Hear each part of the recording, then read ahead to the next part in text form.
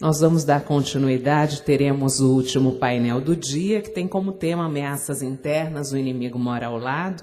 Convido para coordenar este painel Frank Melian, sócio da KPMG Management Consulting, que vem acompanhado dos demais painelistas participantes, Anderson Elias Mendes, CSO da Cabesp, Igor Gutierrez, Security Officer da Crefisa, Ricardo Fernandes, vice-presidente de segurança para a América Latina da CA Technologies, John Juscas, Business Process and IT Management do HSBC Brasil, peço que tenha o acesso pela outra lateral do palco, Marcos Souza, gerente de produtos da Tivit, Yannis Stoyanis, gerente de segurança da informação da Embratel.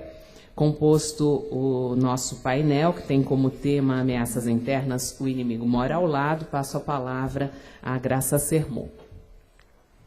Obrigada. Vamos iniciar aí o nosso último painel. E é interessante, né? A gente não combinou, mas, na verdade, em todos os painéis, de alguma forma, nós tocamos nesse ponto, né? Mas os temas realmente são muitos e cada painel tinha um determinado foco, então esse assunto ele foi pontuado ao longo do dia, mas agora a gente tem a oportunidade de radiografar um pouco melhor esse cenário das ameaças internas, que, na verdade, né, pelo que a gente vem acompanhando, é onde realmente acontece o maior volume de fraudes, vazamentos, enfim. Então, a gente vai ter oportunidade, nesse painel, de olhar um pouco esse cenário, entender como é que ele acontece, quais são as tendências e soluções nessa área, e também a oportunidade de ouvir os nossos especialistas de segurança que estão aí pilotando os projetos nas empresas. Nós vamos dar início ao painel com, convidar o Ricardo Fernandes para abrir o tema, e logo em seguida a gente inicia aqui com a colaboração, né, sua aqui, o painel, o debate. Alô? Consegue me ouvir bem? Perfeito. Pessoal, boa noite. Meu nome é Ricardo Fernandes, sou responsável pela área de segurança na CA para a América Latina. É uma apresentação muito rápida que eu vou dar, muito mais uma conceituação do tema. Acho que, de uma certa forma, o tema foi muito bem discorrido durante o dia de hoje. Acho que várias perguntas já foram elaboradas, respondidas. Mas olhando aí o histórico de cada um dos participantes aqui do painel, nós discutimos bastante esse tema. Acho que existem pontos que vão ser agregados aí para vocês. Prometo ser bem rápido na apresentação, sem consumir o tempo de vocês. Somente para contextualizar, hoje, de uma certa maneira, o mundo, e não somente o mundo de TI, ele passa por uma série de fenômenos. A gente está enfrentando uma série de fenômenos. Fenômenos de cunho social e fenômenos de cunho econômicos. E, obviamente, com a consequência disso é que o perímetro está se dissolvendo. Alguém já usou esse termo aqui hoje pela manhã, durante o dia, e é um fato. Porque, no passado, nós tínhamos uma rede corporativa muito bem delineada, muito bem estanque. Hoje em dia, essa rede corporativa é muito variável, é muito dinâmica. Então, esse perímetro, de uma certa forma, sendo dissolvido, ele traz, obviamente, um caráter de pressão, não somente para a área de TI, mas principalmente para a área de segurança sob a ótica do acesso. Então, nesse sentido, talvez o primeiro grande fenômeno, existe hoje uma questão que todo funcionário ele está 24 horas do dia ligado, ele está conectado. Invariavelmente, ele sai tarde do trabalho e ele continua conectado 24 horas por dia, 7 dias da semana. Já não existe mais uma distinção que é vida profissional e vida pessoal. Eu tenho certeza que todo mundo que está aqui padece dessa problemática. Um segundo aspecto é a questão da colaboração em redes sociais. Obviamente, as empresas se utilizam desse mecanismo como venda, como pesquisa de lançamento de produtos, mas também existe um outro aspecto social, que há uma geração nova que se utiliza desse tipo de plataforma como uma plataforma de comunicação. O e-mail, hoje em dia, já é um fato, ele é passado. Hoje em dia, o SMS e o Facebook é, sim, a plataforma de comunicação dessa geração. E a questão é que, quando essa geração começa a adentrar o ambiente corporativo, eles levam esse comportamento, levam esse tipo de atitude para o ambiente corporativo, exigindo esse tipo de acesso, continuando querendo se comunicar nesse tipo de plataforma. O terceiro aspecto, obviamente, é a questão da convergência. Hoje em dia, um tablet e um smartphone totalmente é um computador. Hoje, não é à toa que o notebook está decrescendo em termos de vendas e o tablet cresce numa velocidade impressionante. Falta muito pouco para que um tablet consiga substituir plenamente um PC. E isso, obviamente, traz uma nova pressão sobre nós. Outro aspecto é a questão de uma consequência de todos esses fatores. Os dados têm que estar acessíveis a qualquer momento, em qualquer tempo. Isso é um problema, porque o acesso tem que ser muito bem visualizado. Foi-se o tempo, efetivamente, que o acesso da pessoa ele estava restrito ao horário de trabalho, isso já não existe mais há muito tempo. Outra questão é uma externalização na nuvem, muito mais do que um evento, um fenômeno tecnológico, um evento econômico, é um novo modelo econômico. E, obviamente, você tem novos fatores de pressão sobre a área de segurança, porque hoje você tem como controlar necessariamente os controles de usuários privilegiados internos. Uma vez que você externaliza isso, como que você transporta esses mesmos controles? E, obviamente, esse controle ele adicionado a um fator um pouco mais preocupante é como você controla o MSP que vai ter acesso ao seu dado privilegiado. E, por fim, um outro fator muito interessante, invariavelmente, várias pessoas compram o seu próprio tablet ou o seu smartphone. E eles querem acessar o dado corporativo. Essa linha tênue entre efetivamente acessar o dado corporativo através do dispositivo pessoal é um novo fator de pressão. Semana passada eu estava nos Estados Unidos e houve uma pesquisa lançada no mercado americano, tá? Mas é uma tendência mundial. 93% dos CIOs do mercado americano até 2013 vão aprovar 100% do acesso da rede corporativa através dos dispositivos pessoais. E essa é uma tendência que veio para ficar.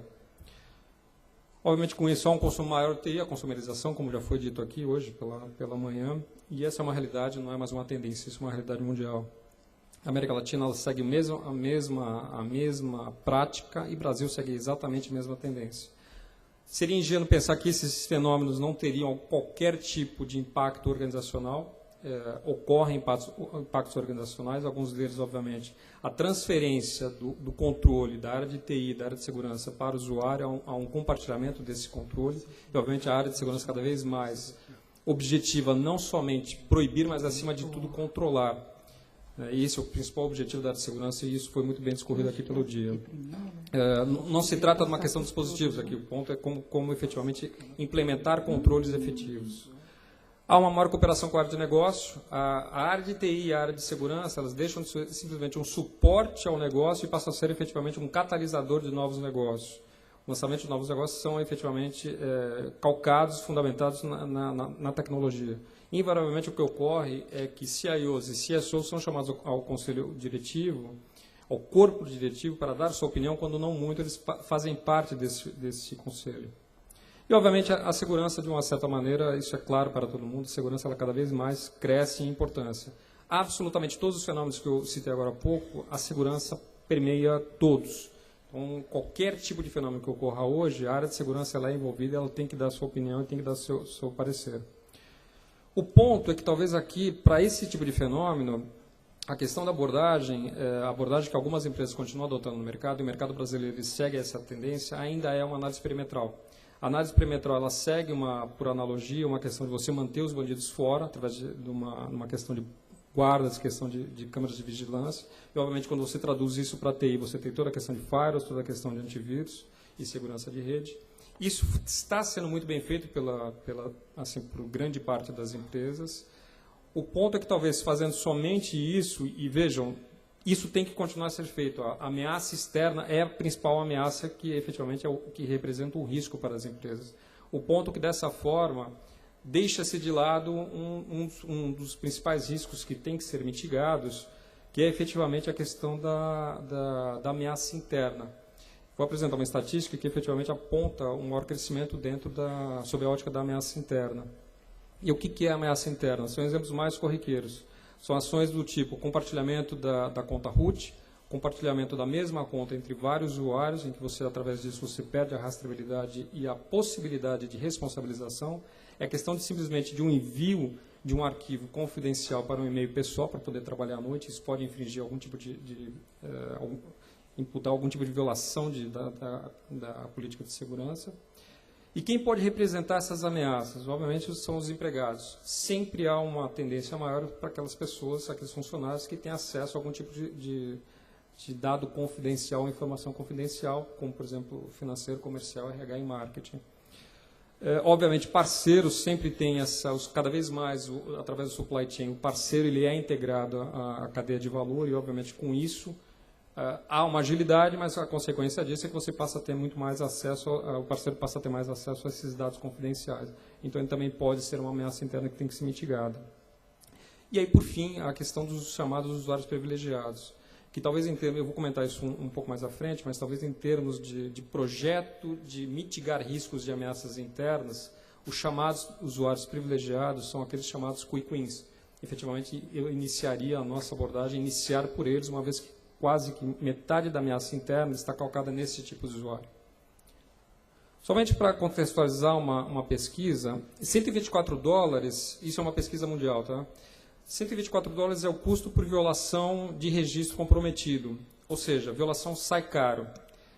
Segundo o dado, 74% das empresas que sofreram algum tipo de violação perderam o cliente.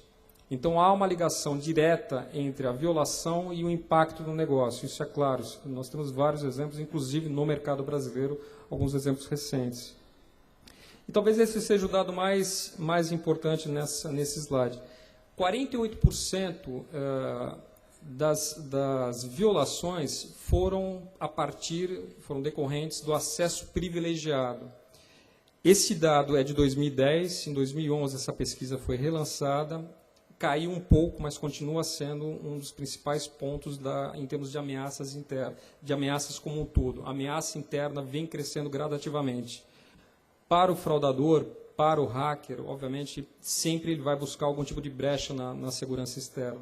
E, obviamente, cada vez com as tecnologias cada vez mais avançadas, as políticas cada vez mais maduras, isso requer tempo e esforço.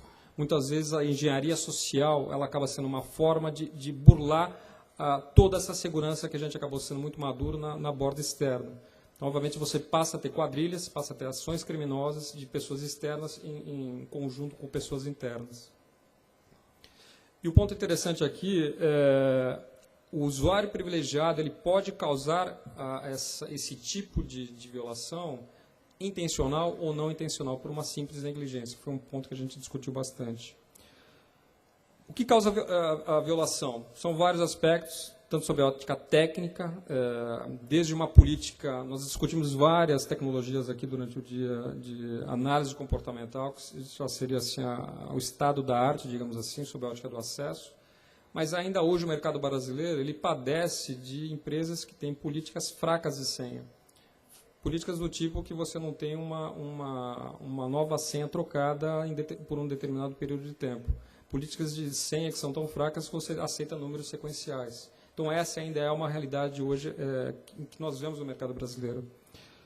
Não somente no mercado brasileiro, mas também no mercado americano. Isso não é uma prerrogativa só do Brasil. Tá? Existem também causas que são não técnicos, e aqui talvez o ponto mais interessante a ser salientado, que a gente discutiu bastante aqui, é a questão da conscientização. Acho que absolutamente todos os painéis comentaram essa questão da conscientização e ela é absolutamente primordial. O que ainda o mercado brasileiro padece, e talvez até por uma falta de uma jurisprudência um pouco mais arrojada, é a questão da imputação de responsabilidade.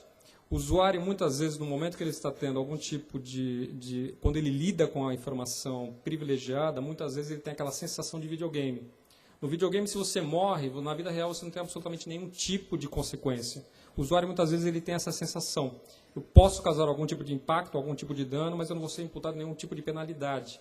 Então, falta uma ponte a ser construída, e algumas empresas têm feito esse trabalho, falta uma ponte efetivamente a ser construída entre a causa e efetivamente a imputar uma responsabilidade, algum tipo de penalidade àquele usuário. E isso tem que ser comunicado. A política de segurança ela é eficaz, ela tem que ser instaurada, tem que ser comunicada de uma forma muito clara. Por isso que em alguns momentos, até uma pergunta do painel anterior, foi qual a relação entre RH e segurança? É total. Eu diria até mais, entre RH, segurança e o marketing interno. Porque a política de segurança não é um projeto, é um programa. Você inicia sistematicamente, você tem que estar comunicando isso. E sistematicamente você tem que comunicar e alertar aquela questão do accountability. Você fez alguma coisa errada, você é passível de uma penalidade. Somente para contextualizar, como eu disse antes, a questão do desafio do chamado usuário privilegiado, aquele que tem acesso por direito a algum recurso crítico da empresa. Esse talvez seja um dos principais temas e aí tem a prerrogativa de ser um fornecedor, ela me dá uma visão não somente do Brasil, mas da América Latina. Eu posso dizer hoje, 9 entre 10 empresas que nos procuram, o principal tema é esse: como eu trato o usuário privilegiado. Aquele usuário que efetivamente tem acesso e, através de uma falta de rastreabilidade, eu não consigo imputar uma responsabilidade a ele. Como que eu posso fazer isso? Eu sempre comento, tecnologia para isso existe. Obviamente, o que tem que ser atrelado à tecnologia é também uma política clara de processos comunicados ao usuário. Mas esse é o tipo de problemática hoje, que ela é latente, ela está extremamente aquecida no mercado brasileiro. Quase que todas as empresas têm essa preocupação de como lidar com isso. É efetivamente aquele usuário que pode tomar qualquer tipo de ação e ele mesmo apagar qualquer tipo de rastro. Então, esse mora em um perigo muito específico. Obviamente, quando a gente fala de cloud, de virtualização, esse tema ele se expande. Acaba sendo muito mais problemático, você acaba enfrentando alguns problemas adicionais. Obviamente, para esse tipo de ameaça interna, a gente acaba tendo que adotar uma abordagem diferenciada. O ponto que eu sempre comento, você tem dado o tipo de usuário, dado o tipo de canal de acesso, e cada vez mais esses canais de acesso eles estão sendo incrementados. Esses usuários utilizando os canais de acesso, utilizando sistemas, dados e aplicações. Esse é o objetivo primordial. Obviamente, isso dentro de um contexto de TI. A abordagem que deveria ser adotada é que, efetivamente, o acesso, o controle da informação com relação a sistemas aplicativos e dados, necessariamente esse controle de informação deveria estar inserido em um controle de acesso. Isso deveria ser integrado. Mas, acima de tudo, ambos deveriam estar inseridos dentro de uma política de controle de identidade. Gerenciar a identidade deveria ter como premissa integrada o controle do acesso e o controle da informação. Obviamente, respeitando toda a política de segurança e todas as políticas de acesso. Por quê? Porque, de uma certa maneira, o que hoje se vivencia é que você tem projetos de DLP, projetos de DLP tradicional, em que necessariamente você tem toda a parte de classificação de informação para depois partir para o controle de informação, e você tem projetos de identidade e acesso. São completamente desassociados. Projeto de identidade vislumbrando toda a parte de papéis e direitos de acesso, e toda a parte do acesso em si com relação a toda a parte de enforcement. E o projeto de DLP, obviamente, com toda essa parte de classificação e toda a parte de controle. O fato é que hoje esses projetos eles são desassociados e são segregados. Isso é um erro. É um erro sobre uma ótica de uma arquitetura de segurança. O que efetivamente nós entendemos que seria uma abordagem mais completa seria ter, sim, toda uma integração entre um projeto de identidade, um projeto de acesso e toda uma camada de controle da informação. De tal forma que a questão do controle de informação ele seja analisado e seja validado sob uma ótica de identidade. Então, dessa forma, um exemplo prático, hoje você tem projetos de DLP em que, efetivamente, um usuário de RH, por direito, ele acessa dados de RH. Se, efetivamente, essa pessoa ela é promovida, por exemplo, é transferida para um departamento financeiro, o projeto tradicional do DLP não enxerga isso. O gestor ele é responsável, necessariamente ele tem que ir lá e alterar essas características. Uma nova abordagem que houvesse tudo isso integrado, no momento que houvesse uma alteração de identidade, houvesse uma alteração de perfil, isso também acarretasse uma alteração dentro da ótica do DLP. 3 minutos para a minha apresentação para o painel. Pô, não me mata do coração aqui. Bom, em resumo, só esse é o último slide. Violações de segurança sempre continuarão ocorrendo, tá? Isso não adianta dizer que segurança é 100%, isso não existe. A segurança a gente está sempre correndo atrás, tentando sempre avançar um passo, mas a gente está sempre realmente correndo atrás da ameaça em si. A abordagem tradicional, simplesmente da perimetral, ela é boa, ela tem que continuar sendo investida, mas ela não é suficiente. Existe a necessidade de todo um controle também interno com relação à chamada ameaça interna. Para mitigar essas ameaças internas, obviamente, políticas e processos são absolutamente primordiais. Tecnologia é sempre boa, é sempre primordial. Eu sou um fornecedor de tecnologia, esse é o meu papel. Mas eu entendo que dentro da área de segurança você não consegue desassociar uma boa tecnologia sem uma ótima política de segurança. Se você tiver um péssimo processo implementando uma ótima tecnologia, você vai ter um resultado pífio. Então, sempre há esse cuidado com relação a manter sempre e não ter o sonho de investir em tecnologia no sentido de mitigar algum risco de segurança. Gestão de identidade e acesso ajuda sim, mas eu acho que talvez o próximo passo que efetivamente nós temos que começar a prestar atenção é gestão de identidade numa ótica mais inteligente. Por exemplo, no momento do acesso, você ter toda uma análise comportamental e uma análise de contexto que traga inteligência àquele acesso, baseado em conteúdo, baseado em contexto do tipo, de onde que a pessoa está se logando, que máquina está se logando, se foge do padrão habitual do acesso dela, se está de acordo com o tipo de transações que ela tem ou não o hábito de fazer. Esse tipo de tecnologia existe. Obviamente, não são tecnologias tão simples de serem implementadas, mas já existem. Pessoal, era isso, era mais contextualizá-los para o início do debate. Eu acho que, de uma certa forma, toda essa questão da ameaça interna foi muito bem discorrida no dia de hoje. Mas, graças. Agora...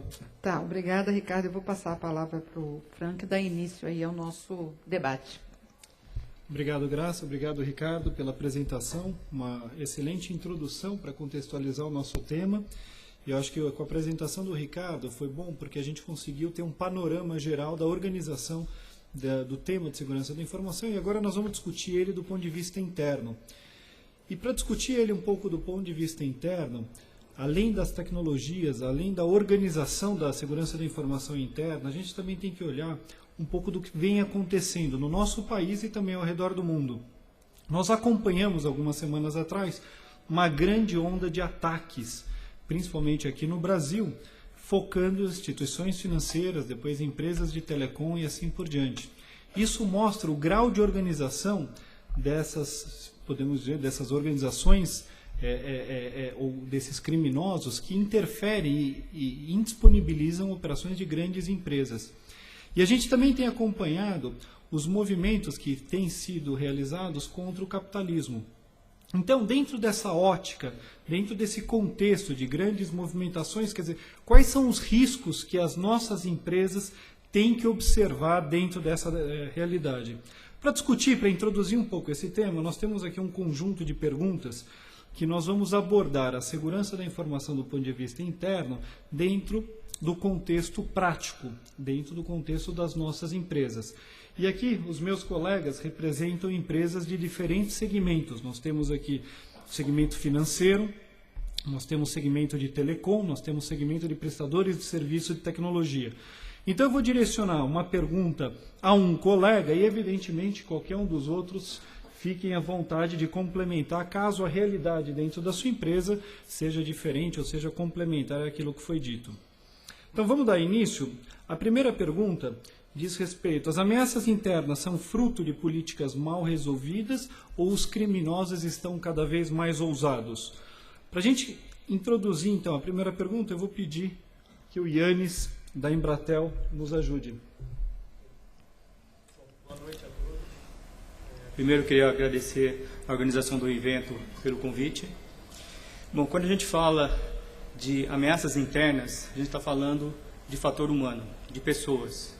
E aí existem alguns fatores que a gente não pode controlar. Por mais que a gente empregue programas de conscientização, programas de educação, treinamento, existe a natureza do humano. Então, existem dois grupos que eu vejo como ameaças internas de fatores humanos. Primeiro, são aquelas pessoas que estão naquela categoria que eu coloco como que tem transtorno de personalidade. São aquelas de caráter ambivalente, pessoas que não têm a ausência de princípios morais, ausência de princípios éticos. Então elas estão sujeitas a cometer fraudes, a fazer atos ilícitos, a fazer sabotagens, vandalismo, e prejudicar o ambiente de uma maneira geral. Então elas são motivadas eventualmente por uma necessidade de ter ganhos financeiros, necessidade de alguma vingança que ele sofreu pela empresa, ele não foi promovido, então ele age de maneira para prejudicar a empresa. Isso é da natureza da pessoa. Não adianta você querer colocar um programa de conscientização, porque faz parte da índole da pessoa. E um outro grupo são os negligentes, são aquelas pessoas que são imprudentes que são inconsequentes, são insubordinados. Essas pessoas, com alguma conscientização, você consegue até melhorar. Mas ele visa não seguir os controles de segurança. Ele não gosta de seguir as políticas e as normas das empresas. Ele acha aquilo que é muito burocrático, que ele já sabe fazer o trabalho dele, não precisa seguir nenhum processo. Ele confia nas pessoas, ele acha que pode mandar um e-mail e não vai ter problema, ele acha que pode pegar a conta dele de perfil administrador e emprestar para outra pessoa. Então isso cria um cenário prejudicial para a empresa. E quando você tem uma pessoa que tem um transtorno de caráter e um outro que é o negligente, você cria um ambiente propício a ter fraudes e atos ilícitos, né? E quais são as oportunidades, né? As pessoas nesses grupos, eles conhecem quais são os processos da empresa, eles trabalham geralmente há mais de 2 anos, há 5 anos na empresa, ele conhece exatamente como é que funciona, eles sabem onde estão as falhas de segurança, onde estão as falhas do controle, eles conhecem as pessoas, eles podem, através de engenharia social, obter informações, porque muitos deles estão numa posição privilegiada, muitos deles estão numa posição de gerência, de coordenação, então eles conseguem obter informações e usar esse grupo de informações que ele tem de falhas e mais acessos privilegiados e cometer fraudes e acessos indevidos e sabem que não vão ser identificados. Eles sabem que, mesmo que se for identificado, às vezes a empresa não pode punir, porque ele sabe que não tem controles efetivos. E se for identificado, o máximo que pode ser feito no caso de fraude, por exemplo, ele ser demitido. Ele sabe que, eventualmente, a empresa não vai poder entrar com uma ação criminal de perdas e danos, porque a empresa não tem os controles, não tem as evidências que podem, juridicamente, fazer um processo contra ele, porque ele conhece exatamente o processo. Então, nesse ponto, a segurança tem que atacar na parte dos controles, né? Evitar que as pessoas sejam encorajadas a fazer esse tipo de ações indevidas, de fraudes, de atos ilícitos ou de ações indevidas no ambiente, né? E como fazer isso, né?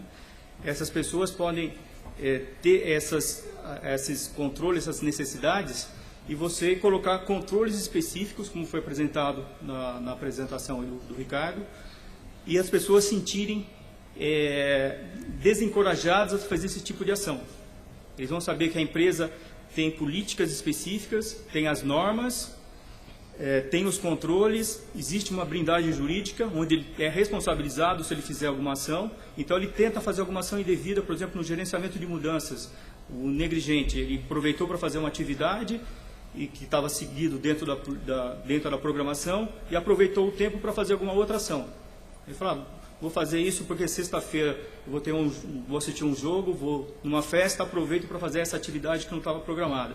Se ele receber uma comunicação que ele fez uma ação indevida, ou já no momento ele ser inibido de fazer isso, ele vai sentir que a empresa está supervisionando. Então ele vai sentir que a empresa está preocupada com a questão de segurança, a empresa está vendo o que ele está fazendo. E aí você consegue inibir esse tipo de ação. Então os criminosos, voltando à questão da pergunta, né? A política é importante, sim, mas a ousadia dos criminosos junto com essas questões das pessoas, do caráter das pessoas, simplesmente não é suficiente. Então é preciso colocar mais alguns tipos de controle adicionais, colocar monitoração, auditoria e, dentro de um processo cíclico, melhorar a política, melhorar a segurança, melhorar os controles. Obrigado, Yannis. Quer dizer, um resumo que a gente pode fazer da sua análise, Yannis, eu procurei tomar nota das principais mensagens que você colocou. Quer dizer, a fraude ou a exploração de uma vulnerabilidade interna se dá basicamente por 2 fatores, né? A motivação e a oportunidade ou uma fragilidade no ambiente tecnológico. Então, para nós tratarmos essa questão, basicamente nós deveríamos ter um conjunto de medidas para mitigar a motivação de funcionários internos que tivessem a intenção de fazer isso e, em contrapartida e em paralelo, que nós também tivéssemos um conjunto de controles para diminuir a possibilidade de ele encontrar a oportunidade, que é conhecer uma fragilidade do ambiente por meio do qual ele executaria essa fraude, esse ato ilícito, né? Entrando um pouco mais nessa questão, então, vamos analisar um pouco como que a tecnologia pode atuar para minimizar essas vulnerabilidades. E para falar de tecnologia, eu queria pedir que o Ricardo iniciasse a nossa discussão novamente. Ricardo.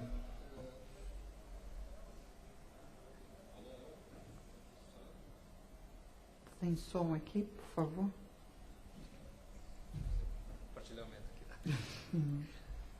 A CA, ela é uma empresa que ela não é uma empresa perimetral, ela não tem soluções de segurança para a borda, para perímetro. Então, nossas soluções são muito bem focalizadas, principalmente na questão da ameaça interna.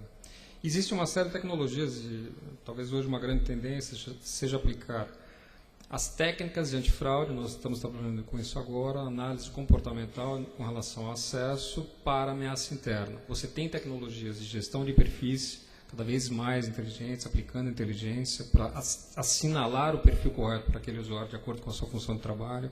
Você tem tecnologias de identidade que já são integradas com perfis e cada vez mais integradas, por exemplo, com o controle de informação. Você tem, inclusive, tecnologias já existentes e de facílima implementação com relação a toda a parte dos usuários privilegiados.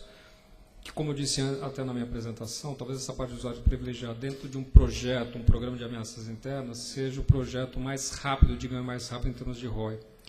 O ponto da tecnologia, que eu sempre comento, a tecnologia sem um bom processo e sem uma política de segurança, ela é falha. Ela vai ser, literalmente, sempre haverá uma lacuna. Então, a tecnologia ela vai cada vez mais avançando e nós estamos buscando esse avanço sob a ótica técnica ou tecnológica propriamente dita.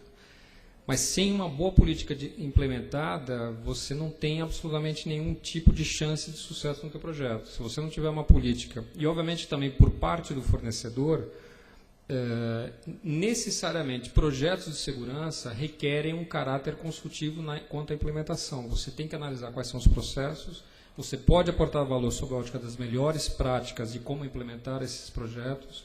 Você tem que analisar, por exemplo, fatores básicos do tipo, um usuário privilegiado, quais os níveis de aprovação necessários, qual que seria a quantidade de níveis adequados para um tamanho de uma empresa, qual o processo de RH de contratação e qual o processo, por exemplo, de RH para uma demissão de um funcionário.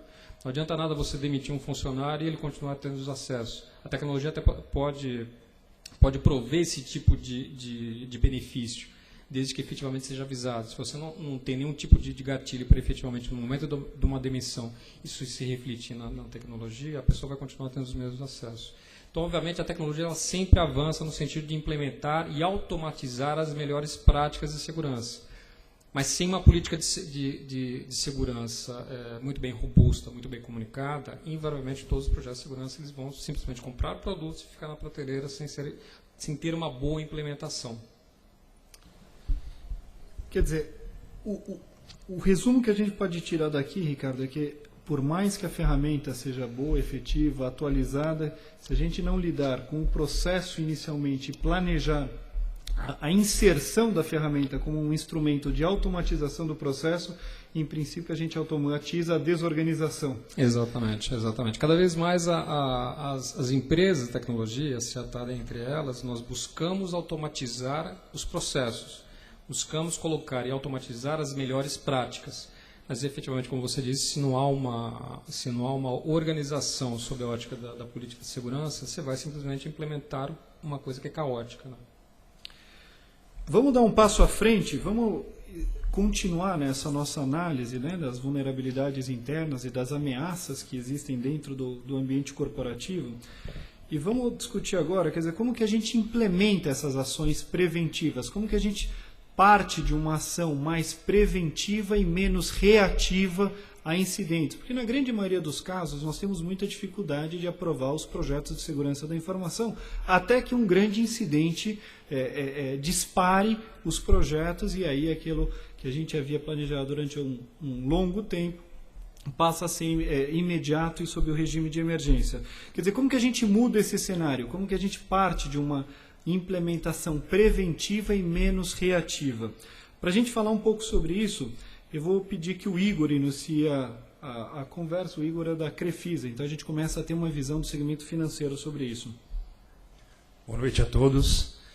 Eu tenho certeza que a maioria aqui, se não todos, estão na expectativa e até mesmo ansiosos de sair desse evento hoje né, com algo a mais para poder implementar na empresa a respeito desse tema que nós estamos abordando.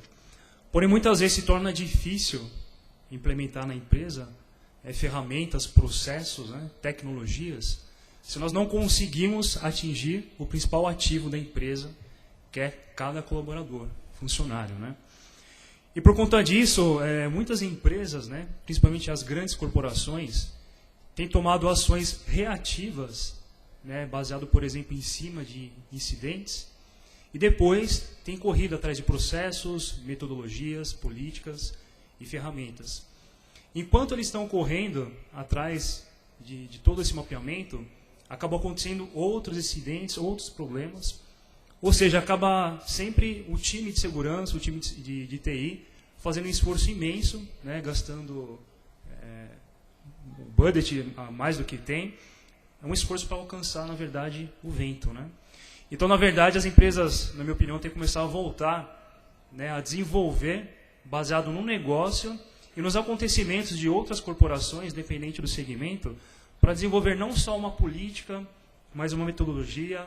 Falamos muito aqui de conscientização, mapear bem todos os cargos, alçadas, processos da empresa, para depois se implementar, ou melhor, escolher e se implementar uma tecnologia. Temos um framework hoje de segurança, baseado em processos, pessoas e tecnologia, que muitos profissionais, né, CSO, Security Officers, têm encontrado dificuldade de aumentar esse framework. Por quê? Porque não têm encontrado uma arma efetiva no que se diz respeito a atacar a fonte humana, que são os funcionários. Então, se desenharmos, né, uma pirâmide, dentro de processos, nós devemos ter lá metodologia, normas e procedimentos. Mas como desenvolvo isso da melhor forma, de forma eficaz, que não impacte o negócio da minha empresa, não prejudique a imagem da minha empresa e nem gere um desperdício de investimento com aquela ferramenta? Então, cabe aos profissionais fazer isso da melhor maneira, já pensando na ferramenta e qual é a cultura da empresa para poder atacar. Do outro lado da pirâmide, que é o principal, são as pessoas, é o processo que nós conhecemos, né, de cultura, conscientização e, principalmente, capacitação. Se nós formos pegar cada item desse, nós conseguimos granular diversos itens de como realizar de uma forma efetiva.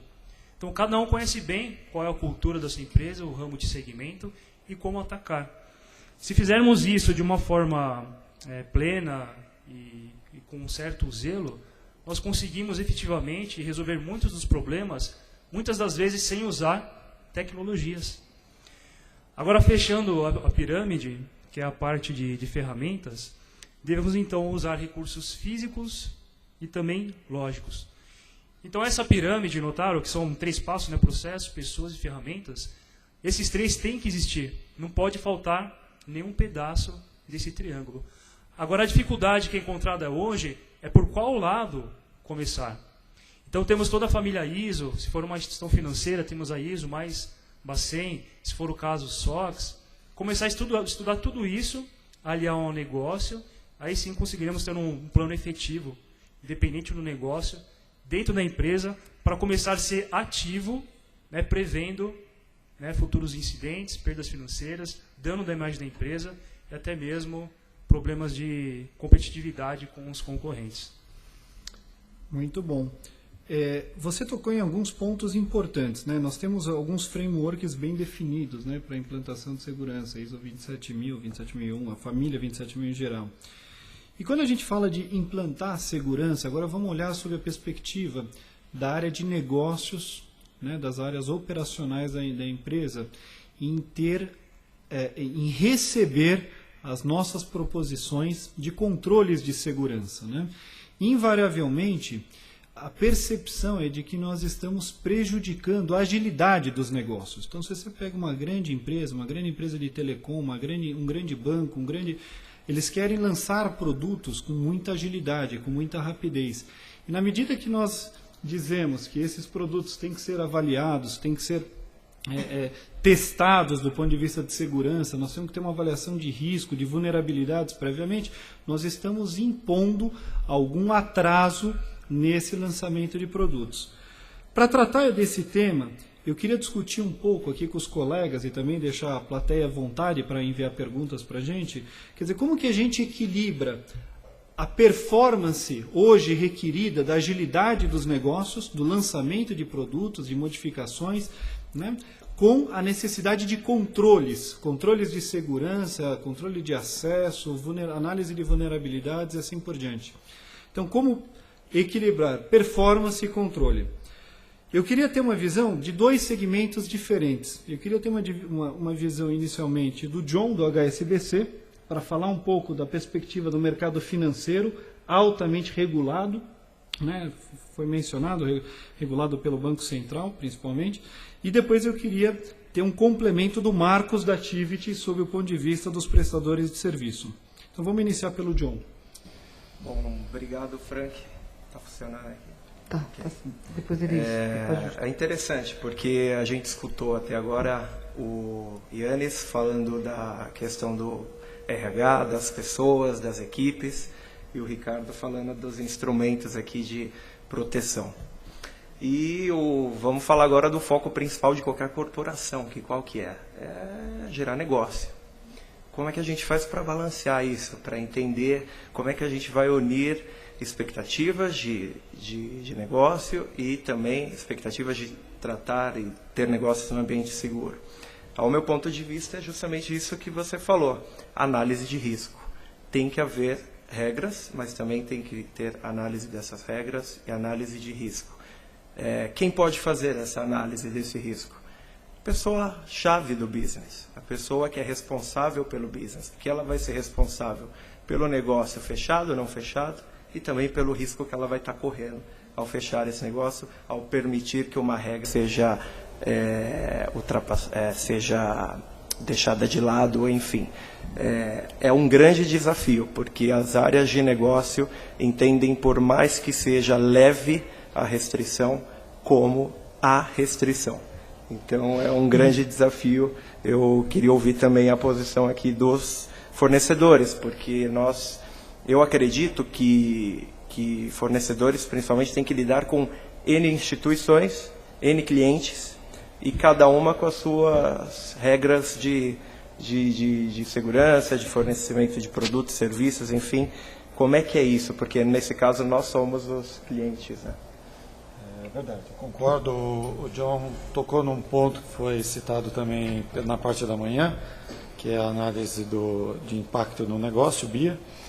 E ele faz parte de uma das etapas que a gente considera aí bastante estratégicas, né? Quando a gente olha sobre a ótica de um provedor de serviço, normalmente ele é procurado por alguns motivos. Ou por boas práticas, pela simplificação, ou pelo uso eficiente da tecnologia. Então, quando a gente fala que a simplificação ela é fundamental, a gente vê que ela é parte do processo até para acalmar um pouco o usuário. A gente viu aqui algumas tecnologias até bastante sofisticadas, como análise comportamental. Então, às vezes, o risco disso é você causar uma paralisia. Então, a pessoa fica tão amedrontada e acaba não fazendo nada. Então, parte do nosso papel é simplificar, dar os passos para que você consiga implementar esses procedimentos de segurança de forma efetiva. E como é que a gente procura fazer isso, né? Vou tentar simplificar isso em 3 grandes etapas. Uma primeira é você realmente contextualizar o cenário, você entender a política, você entender o impacto que cada situação tem no seu negócio. Conhecendo o impacto, você vai conseguir tomar as decisões adequadas. Vou tentar dar exemplos. Se você conhece o ambiente dentro do teu negócio que é crítico, você vai se preocupar com tecnologias de criptografia, por exemplo, para aquele ambiente. Você vai aplicar uma solução de DLP para aquele ambiente. Você não necessariamente precisa aplicar para todos os ambientes. E aí é que você tem o uso eficiente. Um provedor ele consegue passar essa experiência adiante porque ele convive com a sua própria experiência, no caso da Tivity, uma empresa com 26 mil funcionários, 19 sites, então ela já tem uma complexidade por si só. mas ela tem também a complexidade dos nossos clientes. Então a gente aprende também com esta diversidade. E a gente traz também essa diversidade para o caráter educacional. Então, parte do uso eficiente de uma tecnologia é você preparar todo o teu time interno. E essa preparação, quando ela está alicerçada por uma boa política ou princípio, fica tudo mais fácil, né? Você transmitir esse conhecimento. Então, essa dupla de tecnologia e educação, ela ocorre durante todo o processo, seja para atacar as ameaças conhecidas ou aquelas que a gente nem sabe que existem. Então, as conhecidas a gente ataca toda na preparação. As não conhecidas a gente ataca com a questão de trabalhar o princípio, que às vezes é o princípio da Tivit, né, a conduta que a Tivit estabelece, ou até mesmo, em casos até mais avançados, eu tenho que conjugar isso com a conduta que o meu cliente considera adequada. E no momento que eu faço essa preparação de conduta, eu preparo todo o time para uma reação que não está prevista. Em algum momento eu posso não ter a tecnologia pronta ou o controle preparado para uma defesa de um ataque ou de uma ameaça. Mas se eu fiz a preparação do grupo, eu posso ter uma conduta adequada desse grupo perante uma ameaça não prevista. Então, essas duas partes, tecnologia e pessoas, acompanham, caminham juntas o tempo todo, e elas que dão o equilíbrio para que você não faça um bom uso e não trave o negócio. Eu queria complementar. Por favor. Só complementando um pouco, o que acontece com muitas empresas, principalmente, por exemplo, no caso da Embratel, que é um ramo de telecom, onde a concorrência é muito acirrada, né? Você tem muitos produtos lançados, lança um produto, a concorrência lança outro, e existem outros ramos, outros segmentos que também tem uma concorrência muito acirrada. Como é que as empresas, como é que a área de segurança geralmente trata esses tipos de ações, né? Então, o tempo para você lançar aquela solução, aquele projeto, é muito reduzido. E às vezes você não tem tempo hábil de implementar uma solução efetiva de segurança. Né? Existe o time to market, né? Existem as pressões da alta direção, dos acionistas, de conseguir a implementação daquele projeto, de ter os ganhos rapidamente, né? Então a pressão de atingir as metas é muito alta. E como é que as áreas de segurança, como é que eu vejo, como é que está sendo o mercado? Muitas vezes o pessoal emite uma carta de risco, fala, olha, os riscos são esses para implementar esse produto, e alguém, o responsável pelo projeto, ou o responsável pela área de negócio, assina aquela carta de risco. Mas às vezes ele nem sabe o que ele está assinando, porque às vezes não adianta alguém de TI falar, olha, esse site que você está publicando, ele está vulnerável a SQL injection, a cross-site scripting, alguém pode invadir, capturar as senhas dos usuários, capturar as informações. Ele não vai entender muito bem isso. Ele está sendo pressionado pela alta direção da empresa e vai assinar a carta de risco. Então, é preciso tomar cuidado com esses pontos. Quer dizer, a empresa pode sofrer alguma sanção, até regulatória, né, ter a imagem manchada no mercado, e aí a área de segurança fala, não, mas eu já fiz a minha parte, apresentei a carta de risco. Ele acha que aquilo é suficiente, mas a realidade não é. A empresa foi vulnerável, a empresa foi afetada.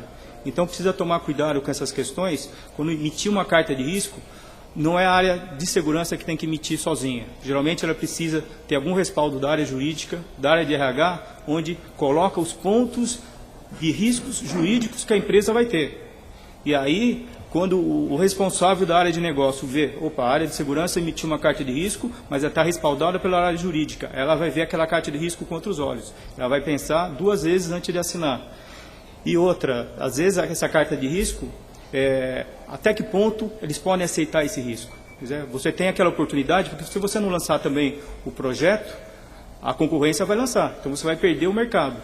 Então você tem que balancear esses 2 pontos e até decidir até que ponto vou correr o risco. E se acontecer o risco, já ter as ações já definidas. Ok, aconteceu isso, mas o meu prejuízo, até esse ponto, eu consigo tratar, eu consigo mitigar.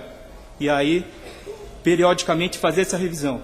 Porque o risco pode reduzir ou pode ser o mesmo, mas aquela oportunidade que a área de negócio lançou, aquele projeto, pode ser que não atenda a perspectiva que foi feita no plano de negócio. Pode ser que quando ele lançou aquele produto, não teve uma boa aceitação pelo mercado, ou a concorrência lançou algum outro produto, ou então teve alguma ação regulatória.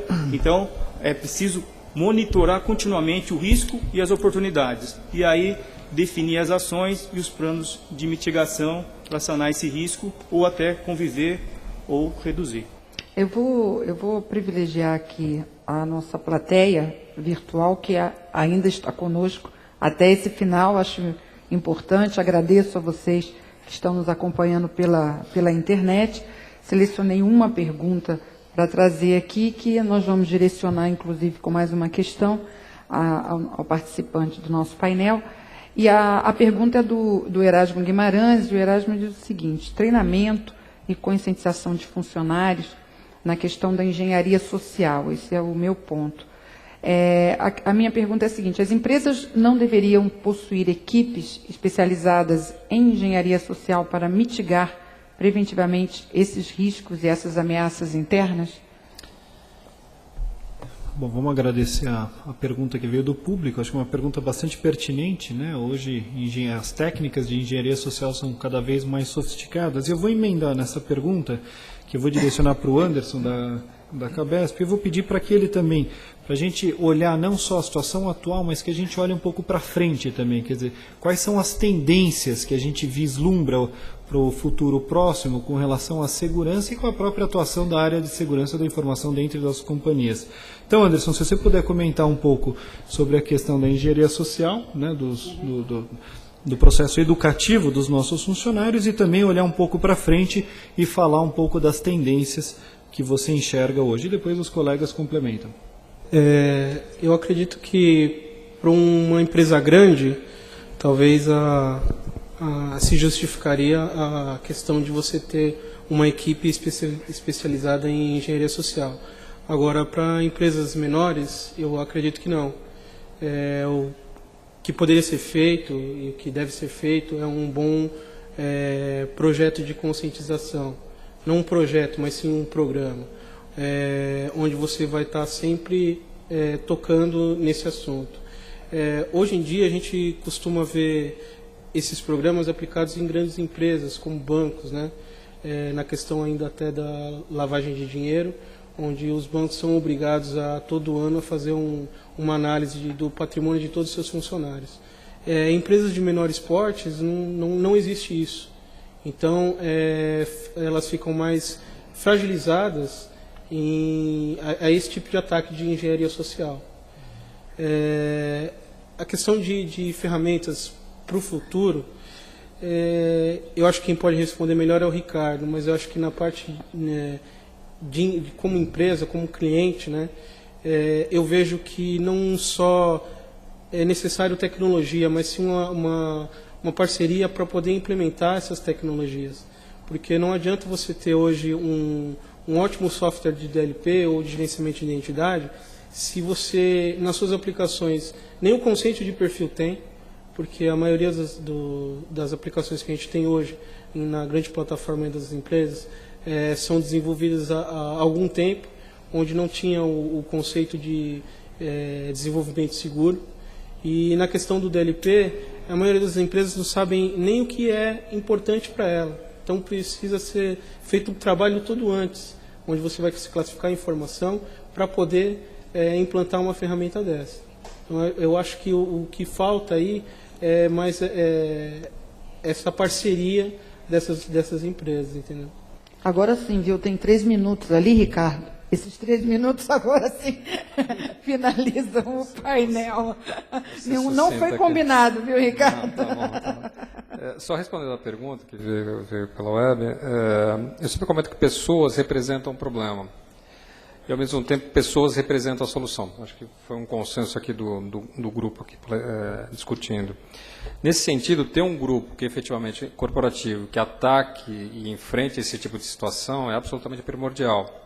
Passa necessariamente por ter um apoio executivo. Hoje em dia, nós vemos CSOs que estão diretamente ligados a presidentes de empresas. Por quê? Porque o presidente, ao final da história, é o nome dele que está sendo ligado a algum tipo de violação. Então, ele tem, cada vez mais, ele tem essa conscientização de que, efetivamente, qualquer tipo de violação, o nome dele vai estar atrelado. Então, obviamente, tendo esse apoio, criar um grupo, efetivamente, que trabalha a conscientização e cria esse programa de conscientização atrelado a algum tipo de penalização, que é importante esse accountability, deveria fazer parte de qualquer empresa no nosso segmento. E, obviamente, nós, como representantes da área de segurança, deveríamos estar buscando isso. Em termos de futuro, aí, obviamente, é uma análise muito própria da CIAL, que cada vez mais nós objetivamos. Se a gente analisar a quantidade de tecnologias que existem no mercado, e uma empresa passar a implementar cada uma delas, ao final do dia você vai ter uma colcha de retalhos. E a integração disso passa a ser um outro problema também para a área de segurança. O que nós entendemos cada vez mais como investimento presente e futuro é, primeiro, essa integração sob a ótica do controle da identidade e do acesso à informação. Para nós isso tem que estar efetivamente muito bem alinhado e tecnicamente mesmo, no nível técnico, na plataforma tecnológica, tem que haver essa integração. O que a gente vê, tendência que os nossos laboratórios estão lançando agora e começam a investir mais pesadamente, é como trazer mais inteligência sob a ótica do acesso. O acesso hoje deixa de ser aquela questão de você atrelar um acesso a um novo, através de um perfil privilégio, a um novo funcionário, mas efetivamente como que você coloca uma autenticação inteligente para aquele acesso, considerando uma série de métricas, considerando uma série de variáveis, desde a questão da localidade, a questão do hábito e assim por diante. Autenticação, isso se traduz em tecnologias o quê? Autenticação forte, autenticações baseadas em comportamento e análise de risco.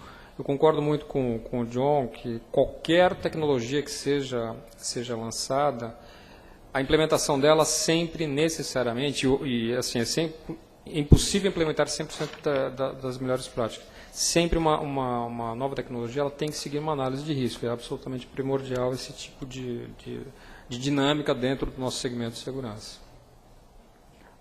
Ok, acho que seguiu aí, né? Os 3 minutos finais. Realmente nós, assim, quem estava aqui no início do nosso congresso, viu o Opsibon falando, uma graça, ela realmente consegue cumprir ali o horário e tal. E aí ele me colocou uma responsabilidade que foi difícil, realmente eu confesso, ao longo do dia, mas acho que valeu a pena, porque nós tivemos aqui, né, painéis interessantíssimos, a contribuição de especialistas, CSOs, CIOs, fornecedores de soluções. Então, realmente, o fórum cumpriu a sua missão durante o dia de hoje. Vocês foram fundamentais para que a gente pudesse cumprir esse objetivo. Então, fica aqui o meu agradecimento por vocês estarem conosco até agora e o convite, porque amanhã a gente tem uma nova agenda e, com certeza, vocês farão parte dessa agenda, tanto vocês que estão aqui conosco, né, no nosso auditório, quanto os que nos assistem pela internet, que contribuíram bastante também.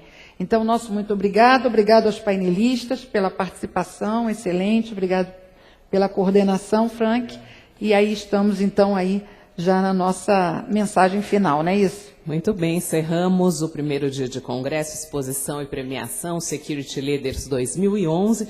Amanhã teremos vários painéis relevantes e também a cerimônia de premiação. Estão todos convidados. Obrigada e até amanhã. E uma salva de palmas aqui para os nossos painelistas. Obrigada.